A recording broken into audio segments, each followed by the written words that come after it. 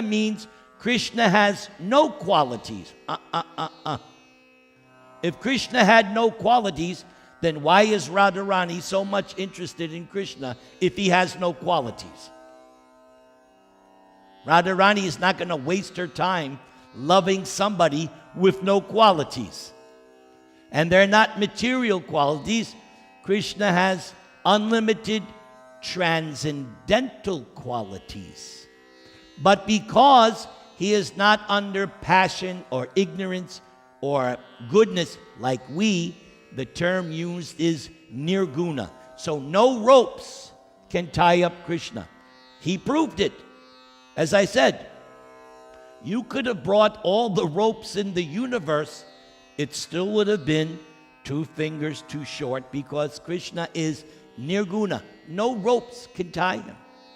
Nothing. You can tie him, and we'll learn in the song. I won't spoil it. There's one way to tie Krishna. Yashoda has it. Shukadeva Goswami concludes, so we're finishing up this chapter. O Maharaj Parikshit, this entire universe, with its great exalted demigods, like Lord Shiva, Lord Brahma, and Lord Indra, is under the control of the Supreme Personality of Godhead. Yet, the Supreme Lord has one transcendental attribute. He comes under the control of his devotees. Of course, that's out of his free will. He allows himself. But it's not just the devotee. Prabhupada makes that point in the purport. It's the devotee's love. That's what controls Krishna. Those of you who are grandparents, you understand this. So you're playing with your grandchildren. Sometimes you will let the grandchildren hit you or whatever, and you enjoy it. Am I right? You play with the grandchildren, the grandchild does, and you play and allow the grandchild to dominate over you. You enjoy it. Krishna is the same way. He enjoys when his pure devotee does so many things. So Krishna is attracted by love only. And this concept is one of the main reasons why I continue to worship Krishna. Some religions, they teach that God is some vindictive, I will smite thee down. There is one religion, they have that idea of God, the all-powerful chastiser. I will smite thee down. And everybody, oh yes, God. Oh, yeah. That's not in no. Our God is loving God, who agrees to be controlled by the love of this concept of God. I don't like this chastising, mean. You know what I'm talking about. For these lower class religions, they need that, because the practitioners are too much in the modes of passion and ignorance. So they need that kind of brute mentality, God being this heavy chastiser. But those who come to Krishna consciousness, they're intelligent. So what attracts them? This concept of love of God. Because I was a hippie, and my mantra was, all you need is love. That was my mantra. So when Prabhupada is explaining about Krishna, and Krishna is even called the God of love, I was sold right there.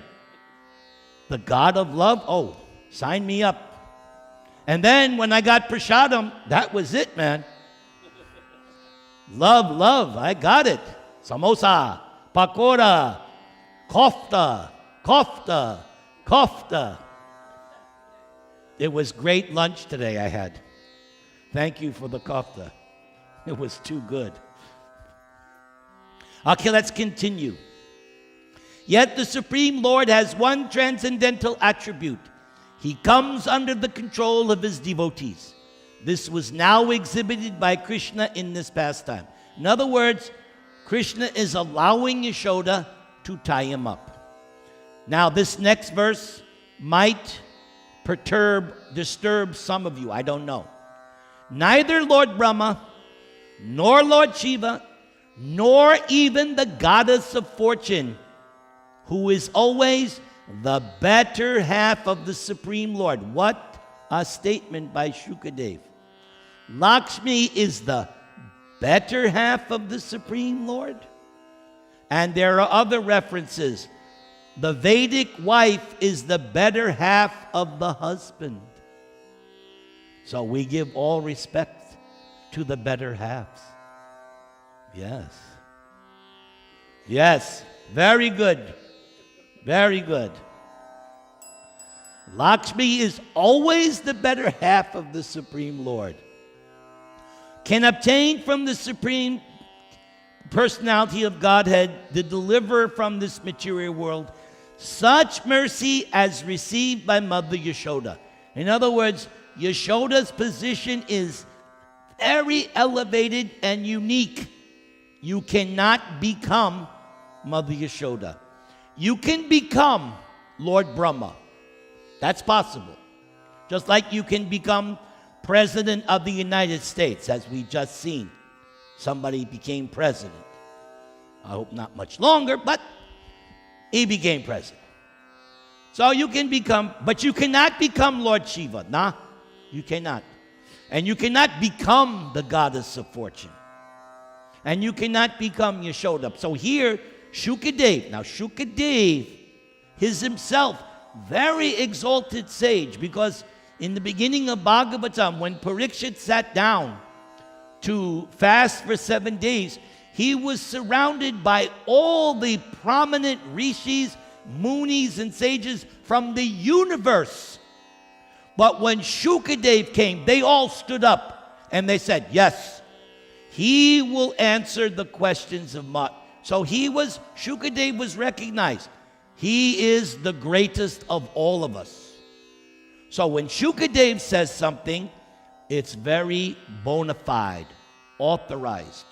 So he's saying, Brahma, Shiva, Lakshmi, they don't have the same degree of mercy as Mother Yashoda, because she gets to breastfeed Krishna, and she's going to get to tie him up.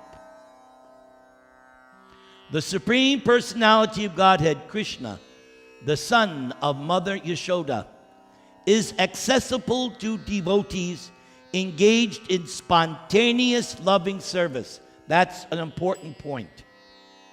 There are two kinds of bhakti: regulative principles and spontaneous.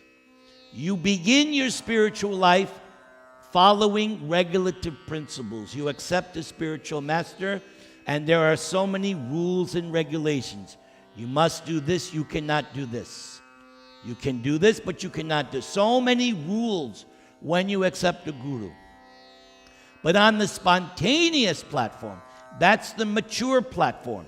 You have followed the rules and regulations strictly, and gradually being purified, you step up to this spontaneous platform.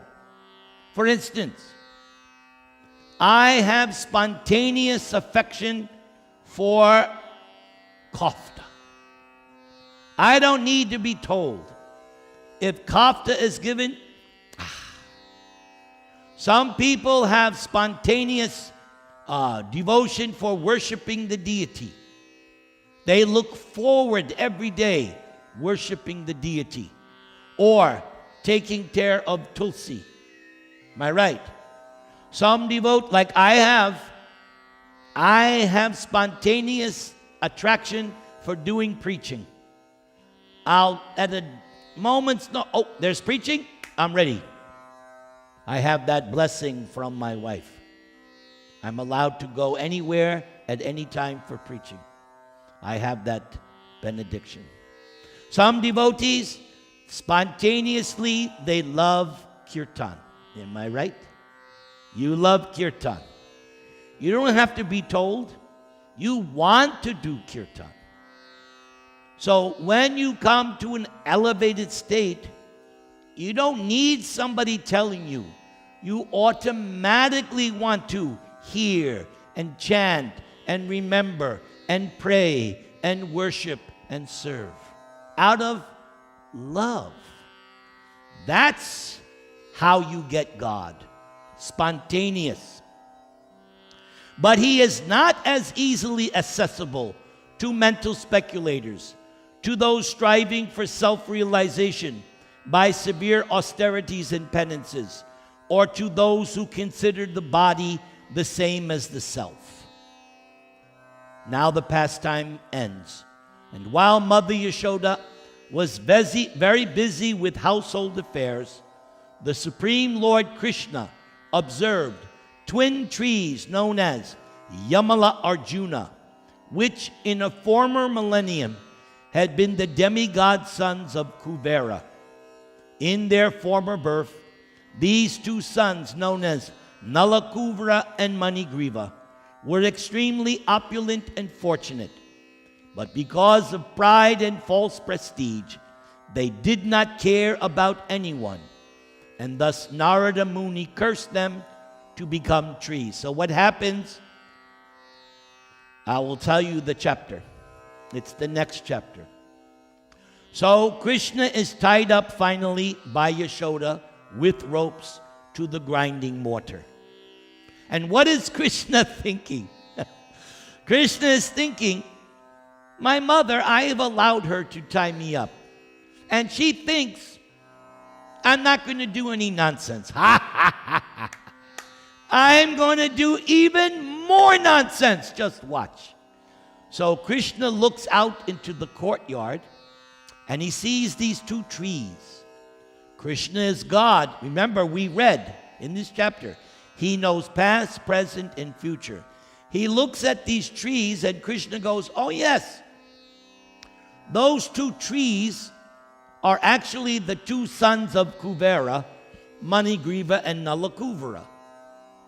And Narada cursed them because they were intoxicated, they were naked in this particular heavenly garden, cavorting with these damsels that you find in the heavenly planets.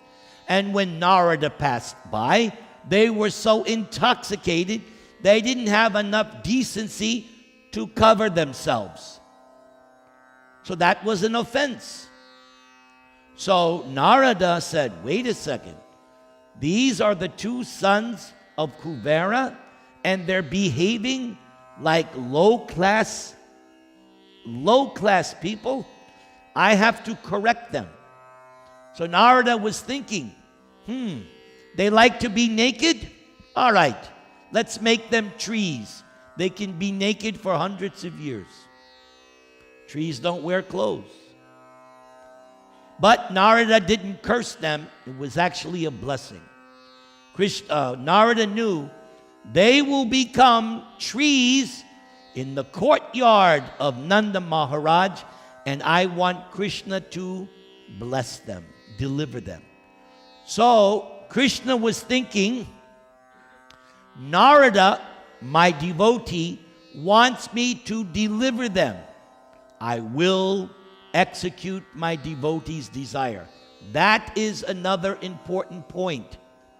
More important than trying to please Krishna, you please the devotee of Krishna. Because if the devotee of Krishna blesses you, automatically you will get Krishna. Keep that in mind. Satisfy a pure devotee of Krishna, automatically you'll get Krishna. So only because Narada desired it, Krishna agreed to deliver them. So what did Krishna do? He's tied to the wooden grinding mortar. He starts to crawl. And as he's crawling, he's carrying the grinding mortars following behind him. The grinding mortar gets stuck between the two trees. Krishna exerts a little energy. The trees come crashing down, and out come the two demigod sons of Kuvera. They had been those trees for quite some time. If I'm not mistaken, 100 years calculations of the demigods, which is 1 year on earth is 1 night and day in the heavenly planets. So I think it was stated 100 years. So that's perhaps 360 years they were trees. So all this time as trees, they were thinking about how they were going to be delivered by Krishna and what they were going to say when Krishna did. In other words, they were doing a kind of devotional service. So when Krishna knocked down the trees, the two demigod sons were now purified. They offered beautiful prayers to Krishna, and Krishna delivered them. Everybody chant the Maha Mantra.